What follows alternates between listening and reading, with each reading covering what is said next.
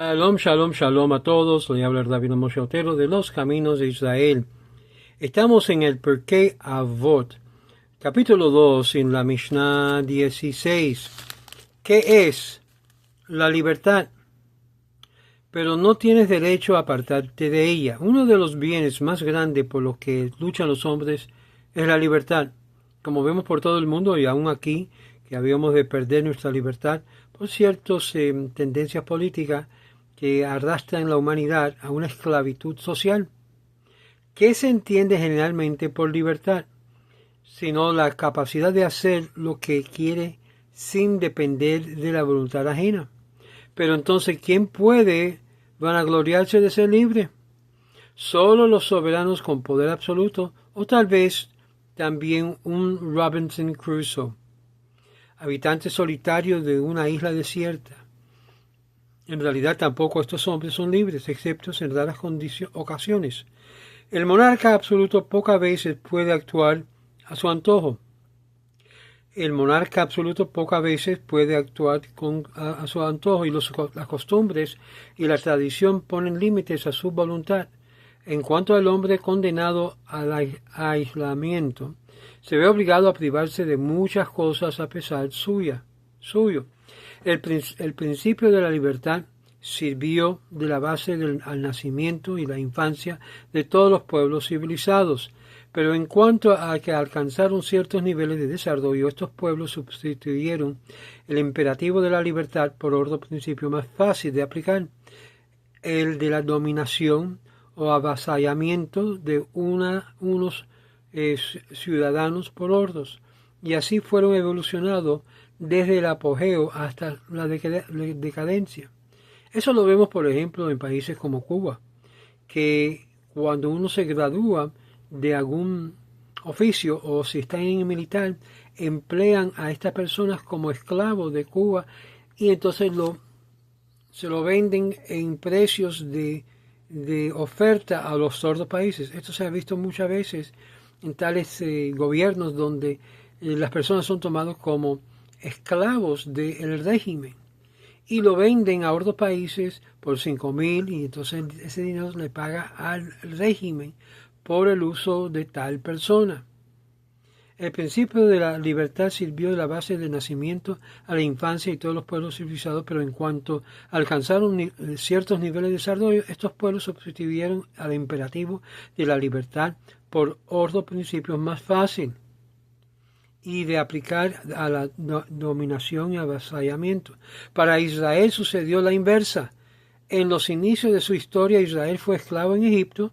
Después Dios rompió las cadenas de su pueblo y dio la libertad, y ellos no son esclavos de otros hombres, sino los míos, dice el Eterno.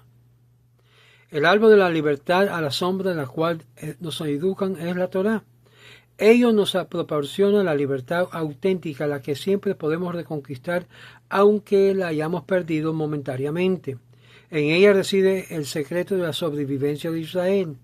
Cuentan antiguas leyendas a propósito de ciertas dinastías famosas que una hada bien hechora planta un árbol al nacer el fundador de la dinastía y bendice prometiendo que la raza vivirá mientras florecerá el árbol. Este va creciendo, reproduciéndose y la raza prospera, pero al cabo de 1,000,000 de años el árbol se reseca y el último representante de la dinastía es enterrada sin gloria. Cuando nuestra raza recién nacida salió de Egipto, Dios plantó un árbol entre nosotros y se convirtió en un símbolo de nuestra perennidad. A la diferencia de otros, nunca se resecan ni se marchitan, a los milenios pasan sin alterar su lozanía. Y es la Torá que llamaba también el árbol de la vida eterna, y por eso dicen los profetas, como los días del árbol son los días de mi pueblo. Yeshayahu, Isaías 65, verso 22. Además de darnos la vida eterna de la Torá, nos da la libertad eterna, pues el hombre auténticamente libre es el que aprende por la Torá a comportarse conscientemente de acuerdo con el bien y la justicia.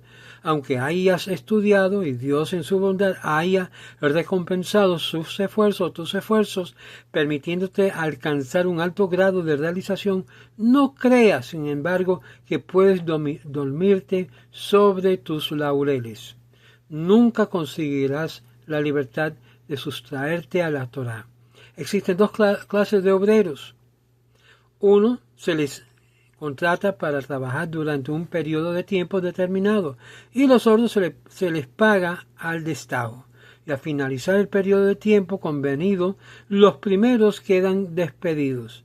Cuando terminan a construir la casa, de montar el barco o de cavar el canal, los segundos recobran su libertad. Pero nosotros, cuando servimos a Dios, no nos parecemos ni a las unas ni a las del otro. Dios nos despide nunca, y el trabajo que debemos de efectuar para Él nunca podremos acabarlo. Somos su esclavo para siempre. Él es quien lo termina y por lo tanto en ningún momento no está permitido presentar nuestra dimisión. Y no cabe duda que con la ayuda de Dios y del estudio algún día te convertirás en un Ben Jorín, hombre libre, pero no será para deshacerte del yugo de la Torá, o legit pater mimená. Además, los hombres verdaderamente piadosos no se les puede ocurrir esta idea, pues la libertad suprema consiste en actuar de acuerdo con el bien y la justicia, y por lo tanto en servir el todo presente de todo corazón como mejor se puede.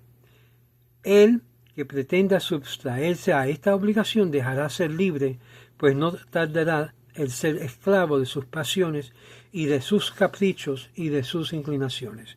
Y ojo lo que habíamos hablado anterior. Un hombre que se cree que él es Dios en carne, que él ha creado su propio Dios, es realmente un esclavo de su propio ser. Le habla David Moshe Otero de los Caminos de Israel. Shalom, shalom, y que tengan una buena semana. Shalom.